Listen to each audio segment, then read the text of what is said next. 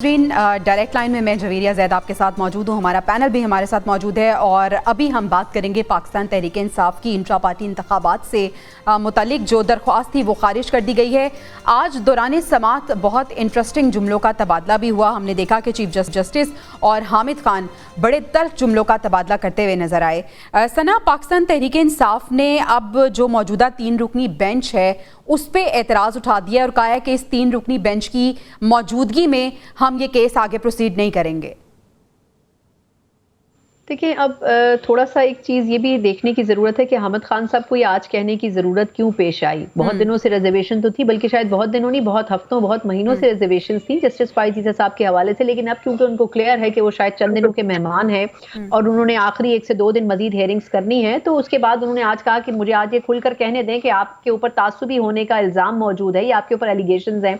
तो I think Pakistan Tehreek Insaf और हुकूमत हो, दोनों के एक ही तरह के मौक़िफ़ होते हैं। जब तक उनके हक़ में फैसले आ रहे होते हैं तब तक उनको अदलिया बेहतर लगती है। कुछ महीने पहले इस्लामाबाद हाई कोर्ट में हमें यह माहौल नजर आता था कि जस्टिस आमिर फारूक साहब के ऊपर भी तनकीद होती थी, लेकिन उस तनकीद का नतीजा ये निकला कि एक टाइम आया और किसी खास वजूहात की बिना के ऊपर जस्टिस आमिर फारूक साहब जो है उनका ज़हन तब्दील हुआ और फिर उसके बाद हमने देखा कि इस्लामाबाद हाई कोर्ट से किसी हद तक रिलीफ की गुंजाइश पैदा हुई। वहीं हमने पेशावर हाई कोर्ट को भी देखा। तो आई थिंक हामिद खान साहब जो बात कर रहे थे वो यकीनन अपने जो एक इख्तितामी दौर है जस्टिस फाइज़ साहब का, उसके बारे में वो ये गुफ्तगू करना चाहते थे और वो हैं भी बड़े वोकल। उन्होंने जाते जाते ये बात कह दी, लेकिन असल मसला ये नहीं है कि वो ये दरखास्त लेके गए। असल मसला ये है कि जो उनके इंट्रा पार्टी इलेक्शंस हैं उस हवाले से अगर सवालात उठ रहे हैं तो वहां पर मौजूद एक जज साहिबा ने भी ये सवाल किया कि ये तो 1 हफ्ते का मसला है। बिल्कुल ऐसा ही है। मेरा ख्याल ये है कि चाहे मुस्लिम लीग नून हो, JUIFA को भी अभी कुछ हफ्ते पहले यही नोटिस दिए गए थे इलेक्शन कमीशन की तरफ से कि उनके अपने इंट्रा पार्टी इंतखाबात क्यों नहीं हो सके जब JUIFA जो है वो अंडर प्रेशर थी।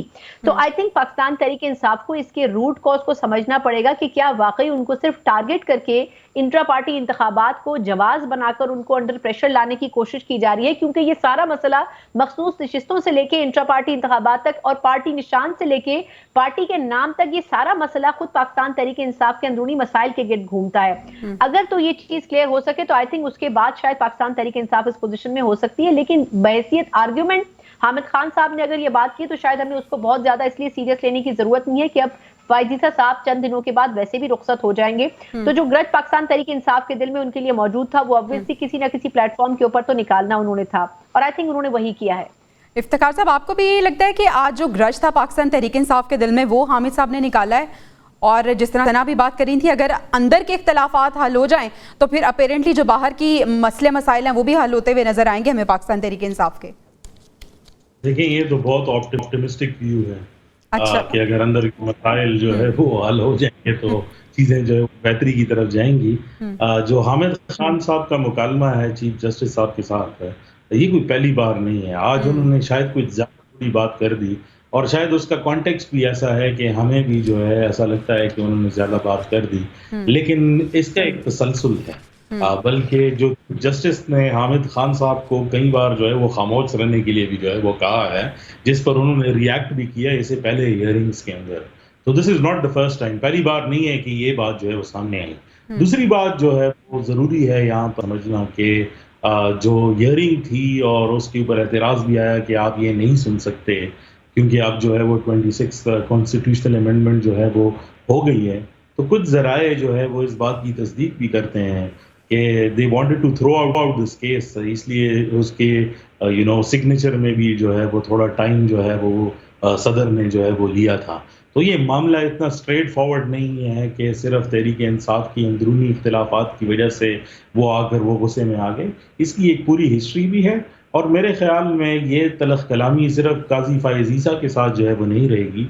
अगला जो भी चीफ जस्टिस बनेगा, चाहे वो कॉन्स्टिट्यूशनल बेंच के जो है वो हिस्से में आए, चाहे वो इस कोर्ट सुप्रीम कोर्ट के हिस्से में आएगा, ये एक बहस व मुबाहिसा जो है वो चलता रहेगा। क्योंकि आगे जितने पहले तो केसेस जो है वो चल चुके हैं, लेकिन आगे जो इमरान खान से रिलेटेड केसेस हैं या PTI से रिलेटेड केसेस हैं وہ سب انہی دو کورٹس کے اندر سنے جائیں گے. تو آپ کو ایسے یہی دو کورٹس جو ہیں وہ بڑے امپورٹنٹ ہیں, سارے کیسز انہی میں سنے جائیں گے. عادل صاحب, 26ویں آئینی ترمیم کا حوالہ دیا آج بیرسٹر علی ظفر نے, اور کہا ہے کہ اس حوالے سے یہ بینچ جو ہے وہ یہ کیس نہیں سن سکتا. کیا کہتا ہے 26ویں آئینی ترمیم میں اس کیس کے حوالے سے اور اس بینچ کے حوالے سے کیا ہی ایسی بات ہے جس کی وجہ سے یہ کہا گیا ہے کہ یہ کیس نہیں سنے گا بینچ؟ ظاہر سی بات ہے وہ آئین ریلیٹڈ معاملہ ہے, الیکشن ایکٹ کا اس میں ہے ذکر. سب سے امپورٹنٹ چیز یعنی یہ بھی اب آئینی بینچ ہی سنے گا. تحریک انصاف ہر چیز کو پولیٹیسائز کرتی ہے, ہر چیز کو پولیٹیسائز کرتی ہے. نیب کے معاملے پر تحریک انصاف کا موقف تھا کہ انہوں نے اس کو غلط قرار دیا جب حکومت نے جو ہے نیب ترامیم کی, اس کے اوپر وہ سپریم کورٹ آف پاکستان گئے اور وہاں پہ دلائل دیے.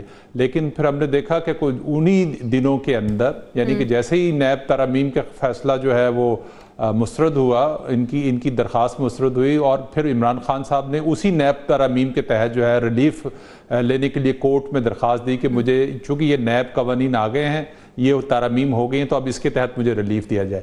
ایک طرف وہ ان ترامیم کی مخالفت کرتے ہیں اور دوسری طرف جو ہے انہی ترامیم سے جو ہے وہ فائدہ اٹھانے کی کوشش کرتے ہیں. آج بھی, کل اسمبلی کے فلور کے اوپر بھی وہ اس کی مخالفت کر رہے تھے 26ویں آئینی ترمیم کی, اور آج سپریم کورٹ آف پاکستان کے اندر 26ویں جو آئینی ترمیم ہے اس سے فائدہ اٹھانے کی کوشش کی کہ یہ کیس قاضی فائز عیسیٰ جو ہے وہ اس کو واپس کر دیں اور یہ آئینی عدالت کی طرف چلا جائے اور ان کو کوئی سپیس مل جائے. لیکن ایسا اس وجہ سے بھی نہیں ہوا, جیسے افتخار کہہ رہے تھے کہ صدر مملکت جب رات پارلیمنٹ نے منظور کی ترمیم, اس وقت ایک میسج آیا ایوان صدر سے کہ 8 بجے جو ہے وہ ایک اسپیشل تقریب ہوگی جس میں صدر مملکت جو ہے وہ سائن کریں گے. اور اس کے پھر کچھ دیر بعد جب ترمیم منظور ہو گئی تو پھر میسج آیا کہ صدر مملکت 6 بجے جو ہے سائن کریں گے. کوشش یہ تھی کہ جو سورج نکلنے سے پہلے اس ترمیم پہ دستخط ہو جائیں, اور جس جب 6 بجے مہمان وہاں پہنچنا شروع ہوئے تو بتایا گیا کہ اب فیصلہ ہوا ہے کہ اس پہ دستخط جو ہے وہ تاخیر سے ہوں گے. تو یعنی کہ ایک ہر چیز کا ایک پس منظر ہے. یہ ہو سکتا ہے کہ یہ ہوا ہو کہ پتہ تھا کہ آج سپریم کورٹ میں ایک ریویو پٹیشن ہے اور اس کے نتیجے میں آج صدر نے سائن تو کر دیے ہیں, آئینی ترمیم گزٹ نوٹیفیکیشن کا حصہ بھی بن گئی ہے, لیکن وہ تھوڑے تاخیر سے کیے, اس دوران وہ کیس کی سماعت ہوئی.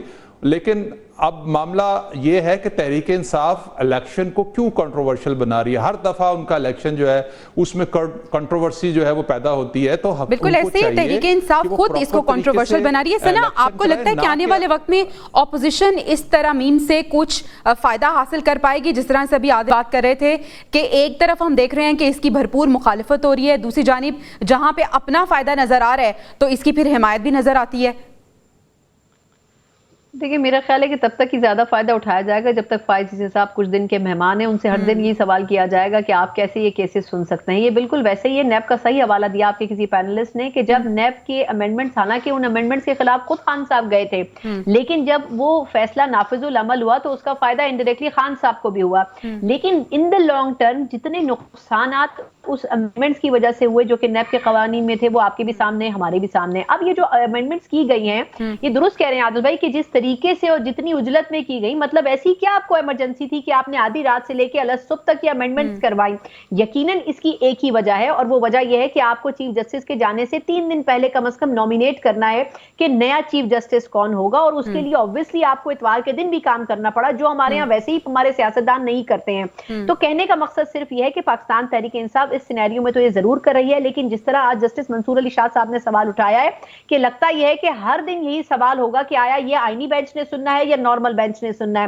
تو ایک کنفیوژن تھا, اس کنفیوژن میں آپ نے صرف مزید اضافہ کیا ہے, کمی نہیں کیا ہے, کیونکہ ہمارے ہاں جتنے بھی مقدمات سپریم کورٹ کے اندر جاتے ہیں پولیٹیکل پارٹیز کے توسط سے وہ زیادہ تر سیاسی ہوتے ہیں اور اس کے اندر آئینی مسائل ہوتے ہیں. ہر چیز کے اندر ہم چھینک مارتے ہیں, ہم کہتے ہیں کہ ایک درخواست دائر کرتے ہیں, اور یہ ہماری سیاسی جماعتیں کرتی ہیں, اور اسی لیے ہمارے یہاں کورٹس کے اندر اتنا انبار کیسز کا لگا ہوتا ہے. پاکستان تحریک انصاف اس میں سر فہرست ہے. جب تک نون لیگ اپوزیشن میں تھی تب وہ بھی یہی کرتی تھی, پیپلز پارٹی بھی یہی کرتی تھی. یہ صرف انگیج کرنے کے لیے ہوتا ہے اور چیزوں کو لنگر آن کرنے کے لیے ہوتا ہے. میں آخری پوائنٹ صرف مخصوص نشستوں کا کہنا چاہوں گی کہ آپ یہ دیکھ لیں کہ وہ مسئلہ کب سے شروع ہوا آج تک اپنی جگہ برقرار ہے. تفصیلی فیصلے پہ تفصیلی فیصلے وضاحتوں پر وضاحتیں آ رہی ہیں لیکن نتیجہ 0/0 ہے. آپ نہ تو یہ طے کر سکتے ہیں کہ آیا مخصوص نشستیں پی ٹی آئی کے حصے میں ہیں، نہ یہ طے کر سکتے ہیں کہ حکومت کے حصے میں، کیونکہ نہ تو آپ فیصلوں کو مانتے ہیں اور نہ اپنے پارلیمنٹ کے تقدس کو اپلائی کرنا ہوتا ہے، کیونکہ دونوں طرف اگر ریجڈ پوزیشنز ہوں گی تو کہیں بھی کوئی فیصلہ نہیں ہوگا. اگر میں اس امینڈمنٹ کی بات کروں تو اپوزیشن نے اس کو آگے چل کر ان دا لانگ ٹرم قبول نہیں کرنا، وہ اس کے خلاف بار بار کورٹ میں جائے گی اور حکومت نے اس کو بعد بھی نظر میں ہر صورت میں اپلائی کروانا ہے.